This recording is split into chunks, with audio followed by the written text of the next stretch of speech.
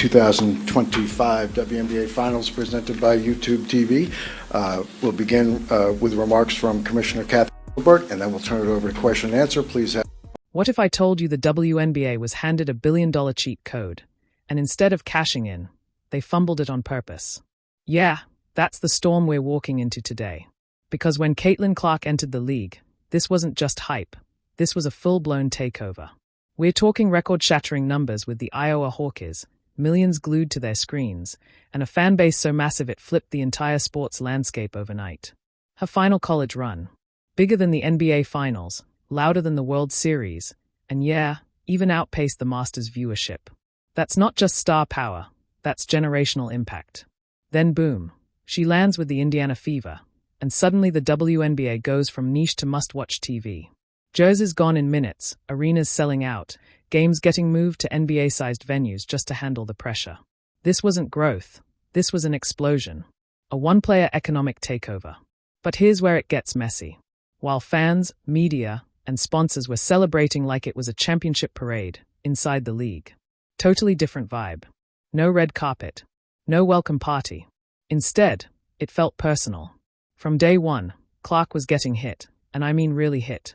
Elbows, shoulder checks, hard fouls, the kind of welcome to the league that felt way past rookie treatment. Almost like the league had something to prove. And then, it all boiled over. One moment. One play. One hit that had everybody talking. A nationally televised game. Kennedy Carter standing there, tension building. And what happened next? Yeah, you need to see this for yourself. Check this out. That was wild, right? No basketball play, no build-up, just straight-up smoke. What we saw there wasn't tough defense. That was a message.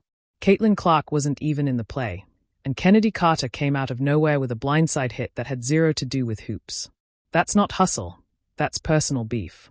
And the craziest part, the refs called it a basic foul like it was nothing. Only after the internet went nuclear did the league step in and upgrade it. Too late, the damage was already done. Then it got even messier. Carter goes silent in the presser, no accountability, no explanation. Meanwhile, you've got Angel Reese on the sideline hyped, clapping it up like it's WWE. That's when everybody watching realized, this ain't just competition. This is a full-blown clash of eras. Old guard versus new wave. And Clark, she's right in the middle of the storm. But here's the twist, what you saw on the court. That was just the surface. Behind closed doors, things were heating up in a whole different way. Power plays, politics, egos, the kind of stuff that can change careers overnight. And all of it was building toward one moment that was supposed to be a layup decision, the 2024 Paris Olympics. Think about it, Team USA, a dynasty, a super team loaded with legends like Diana Taurasi, Brittany Griner, and Breanna Stewart. Now imagine adding the most talked-about player on the planet to that mix. From a basketball standpoint, easy choice. From a business standpoint, no-brainer. We're talking global exposure, record-breaking ratings, billions watching, a chance to turn the WNBA into a worldwide powerhouse overnight. Everything was lined up for Clark's global takeover. Paris was supposed to be her coronation, the moment she goes from American superstar to international icon. But then, the unthinkable happened. The roster drops, and her name is nowhere to be found. And just like that, the entire sports world lost its mind. Fans, analysts, media, everybody asking the same question. How do you leave the most impactful player on earth off the biggest stage in sports? It didn't make sense. Not basketball-wise. Not business-wise. Not at all. And trust me, the reaction that followed. Even crazier than the decision itself. You got to see how people, and even insiders, responded to this. Check this out. Yeah, that reaction was loud for a reason. Because leaving Caitlin Clark off that Olympic roster didn't feel like a basketball decision. It felt personal. Fans weren't just confused. They were furious. This was the face of the sport, the player bringing in millions of new eyeballs, and suddenly she's told, you're not welcome on the biggest stage. That's a PR disaster waiting to explode. And explode it did. We're talking every sports show, every major network, social media going absolutely savage. This wasn't just a sports debate anymore. It turned into a full-blown conversation about gatekeeping, jealousy, and whether the league was actually blocking its own growth. The USA Basketball Committee made their call. But in doing that, they handed critics the ultimate ammo. Then came the excuses. And honestly, that's where things got worse. They said she didn't have enough experience. But hold on. We've seen rookies like Brianna Stewart and Candace Parker make Olympic teams early in their careers. So that argument? Weak. Then they brought up team chemistry, which sounded a whole lot like code for the vets don't want her here. And that's when the narrative really flipped.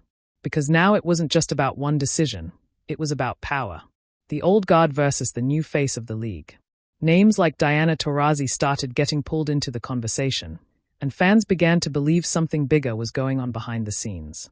Fear of media attention, fear of shifting spotlight, fear of losing control, all of it started to come into focus. But here's the real kicker.